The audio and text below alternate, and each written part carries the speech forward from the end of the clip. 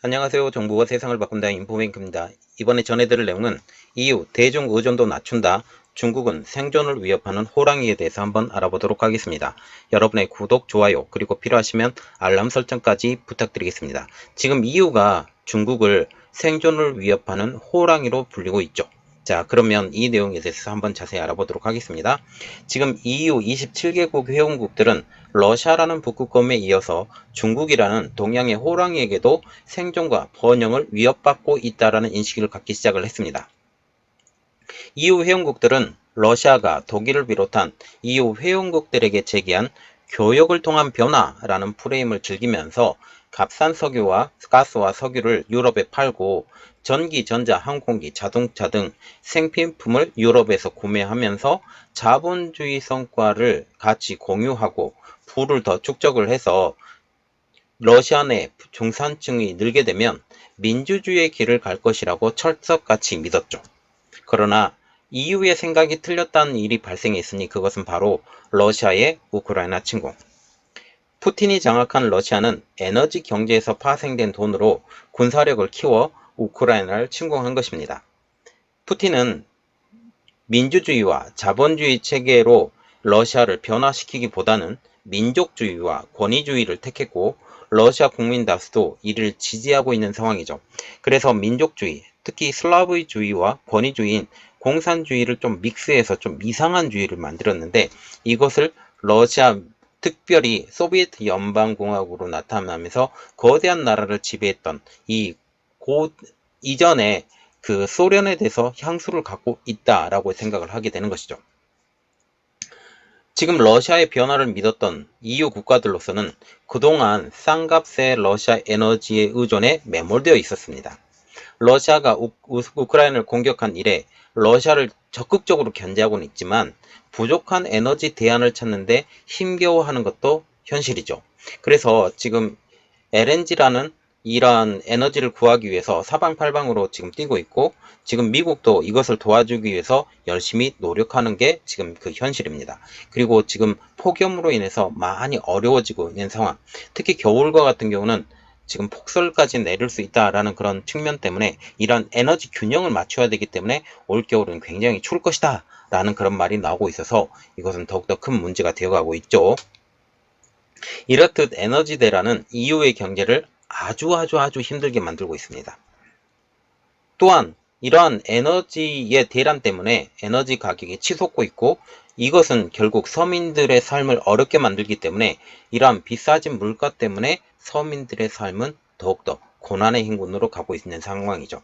이 때문에 EU의 발전 전략도 수정이 불가피해진 상황입니다. 이전에 값싼 가스를 사서 이 가스를 통해서 터빈을 돌리고 에너지를 만들어냈던 이 유럽의 국가들, 이러한 저가의 에너지가 더 이상은 없을 것이다 라고 하면서 이제 GDP까지 내려가는 상황, 이러한 상황을 이제는 이제 두고 볼 수 없고 새로운 상황을 만들어야 된다는 상황이죠. 이전에 이러한 것에 취해서 풍요로운 삶을 살았던 것이 이제는 풍요로운 삶을 살지 못하는 상황까지 변하게 된 것입니다. 이러한 가운데 중국의 성장은 EU의 도전으로 다가오고 있죠. 자, 그래서 이번에 알아봤습니다. EU 대중 의존도 낮춘다. 중국은 생존을 위협하는 호랑이입니다. EU는 그동안 중국과의 교역을 늘리면서 경제 성장의 한 축으로 성장을 했습니다. 특별히 독일과 같은 경우 그리고 프랑스가 지금 중국에 많이 의존했던 것이 있었는데 특히 그 메르켈 총리 때부터 중국의 관계가 굉장히 늘어나고 러시아의 관계가 굉장히 늘어나서 이것이 치명적인 독일의 도구로 지금 다가오고 있죠. 그런데 중국의 태도가 지금 바뀌어서 미국과 서방이 구축해온 가치와 규범에 의한 세계 질서의 도전자로 나서면서 EU가 혼란에 빠지고 있습니다. 한마디로 엎친 데 덮친 격이 되는 거죠. 지금 러시아 때문에 힘든 상황에서 이제 중국이라는 새로운 도전자가 생겼기 때문에 더욱더 어렵다는 사건이죠. EU는 트럼프 행정부 당시 미국 중국 패권 전쟁이 시작됐을 때는 철저한 방관자였습니다. 그리고 하지 말라라고 말을 했었어요. 트럼프의 미국 우선주의, 아메리칸 퍼스트에 대한 반감이 작용했던 것이었죠. 하지만 러시아의 우크라이나 공격 전후 중국이 러시아와 손을 잡는 태도를 보면서 중국 주장에 귀를 기울이기 시작한 것입니다. G7, 나토는 중국을 규칙에 기반한 국제 질서를 전복하려는 도전이라고 규정하면서 중국에 대한 이전과 다른 방식으로 대응하기 시작한 것입니다. 이유는 2021년 기준 GDP가 17조 달러, 중국은 17조 7천억 달러입니다. 이것만 보더라도 GDP가 EU의 전체 GDP가 중국의 GDP보다 더 적은 것을 알 수가 있겠죠. 지금 EU와 중국의 교역 규모는 8,281억 달러. 이 규모는 미국과 중국과의 교역 규모를 훨씬 앞선다라는 것이죠. EU 입장에서 중국은 가장 큰 교역 국가로서 2021년에는 2020년 대비 교역액이 27.5%나 늘었습니다.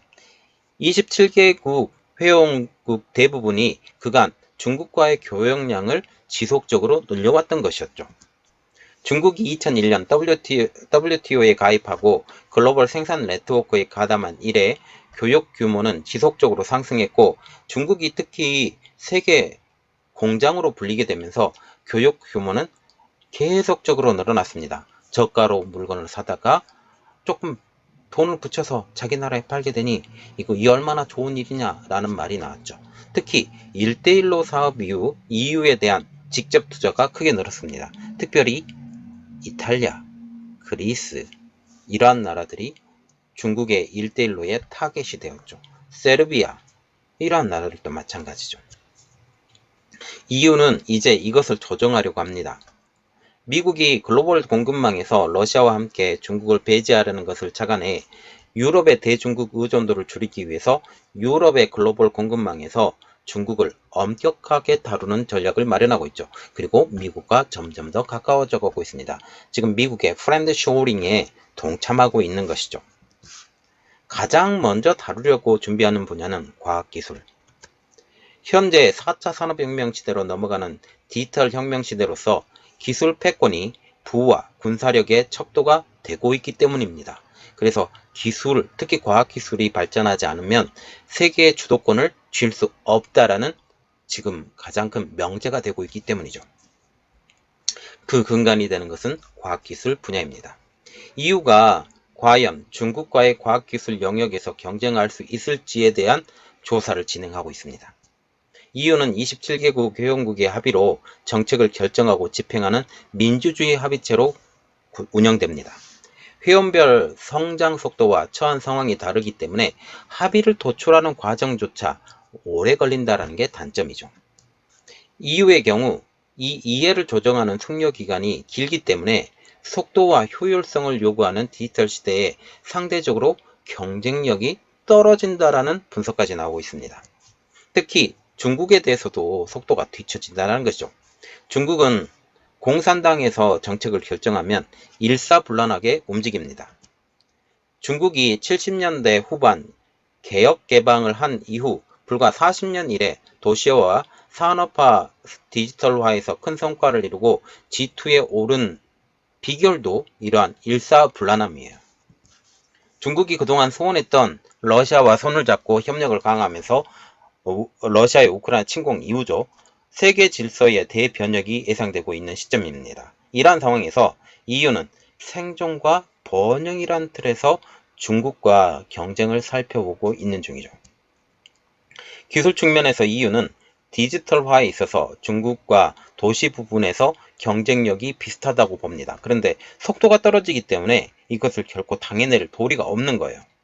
하지만 농촌 등 비도시에서는 EU가 조금 더 앞선 것으로 보이고 있습니다.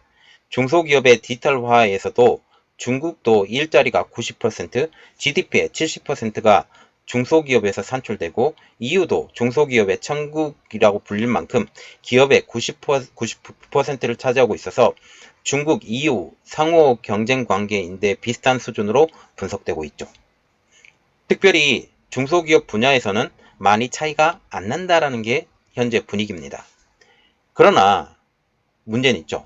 무연금 결제, 스마트 시티 분야에서는 중국이 EU를 앞선 것으로 보고 있다는 거죠. 중국의 도시화는 거의 70%의 수준에 달했고 디지털로 무장되어 있습니다. 4차 산업혁명에 대한 천문학적인 투자로 무연금 결제, 지금 알리페이, 위챗페이로 지금 알려지고 있는 무연금 결제는 중국이 훨씬 앞선 상황입니다. 특별히 알리페이와 위챗페이로 거의 모든 결제가 가능하기 때문이죠. 슈퍼컴퓨터의 경우 중국은 214대, EU가 79대를 보유하고 있고 미국은 113대를 보유하고 있습니다. AI의 경우 중국이 EU를 앞선 것으로 알려지고 있어요. 세계 1위 경쟁력을 가지고 있는 미국은 지적재산권 위주이나 중국은 투자에서 1위라는 것입니다. 미국도 이것을 바꾸기 위해서 지금 중국을 견제하기 시작을 해요.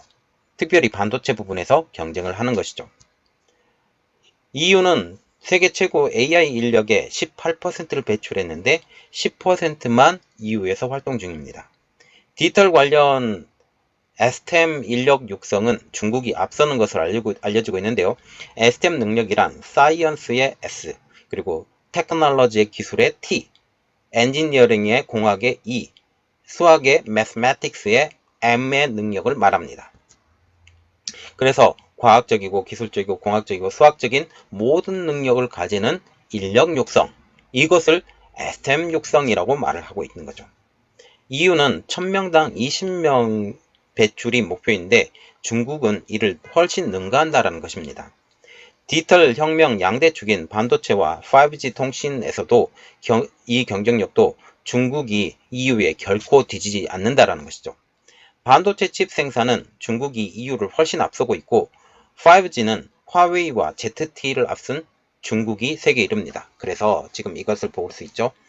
자, 반도체 부분, 반도체 칩 생산 뭐가 있어요? 화홍 반도체와 또 하나가 있죠. SMIC가 있죠. 그리고 5G는 화웨이와 ZTE가 지금 앞서고 있어서 지금 읽고 있고, 지금 유럽에 반도체 공장이 거의 없어요. 자동차 반도체하고 지금 인텔이 반도체 공장을 만들려고 하고 있고, 이러한 정도밖에 없는 상황으로 지금 현재를 보고 있죠. 지금 파운드리 분야가 점점 발전하기 시작하면서 이전에 반도체에서 상당히 영향력이 있었던 유럽이 완전히 망가진 상황입니다. 이것을 깨려고 노력을 하고 있는 것이죠. EU는 중국에 비해 과학기술 경쟁력이 결코 앞서지 않는다라는 위기의식을 안고 대중 의존도 줄이기 위해 전략을 마련 중입니다. 이것이 바로 인텔과 TSMC를 유럽에 유치시키는 가장 큰 목표가 되는 것이죠. 결국 세계 1위 과학기술 강대국인 미국과 동맹을 강화하고 27개국 회원국이 과학기술 역량을 더 강화해 나가는 방향으로 확정되어 있어요. 그리고 지금 현재 전기차 보조금에서도 지금 속도를 늦추는 생각을 가지고 있습니다. 왜냐하면 중국을 견제하기 위해서. 미국의 경우 반도체 지원법, 칩4 동맹 등 반도체 부문에서 중국에 맹폭을 하고 있고, 또한 YMTC 견제, 그리고 14나노 반도체 생산 견제, 이러한 것, 그리고 DUV 노광 공정 견제, 이러한 것까지 계속 퍼부어 가고 있는 상황이죠. 자, 지금 보시면 유럽이 정신을 차렸습니다. 유럽이 정신을 차렸고 중국을 견제하기 시작했다. 진작부터 견제해야 된다는 말이 나왔지만 이전에 중국에 대해서 굉장히 우호적인 역할을 했던 사람이 있었죠. 메르켈 총리. 이때부터 중국과 지금 독일은 가까워졌고, 독일도 이것 때문에 상당히 성장을 한 것으로 알려지고 있지만 산업 기반 자체가 많이 무너진 것도 사실입니다. 자, 이번 내용은 여기까지 하겠고요. 저희 내용이 여러분들에게 도움이 됐다고 생각을 하시면 구독과 좋아요, 그리고 필요하시면 알람 설정까지 부탁드리겠습니다. 감사합니다.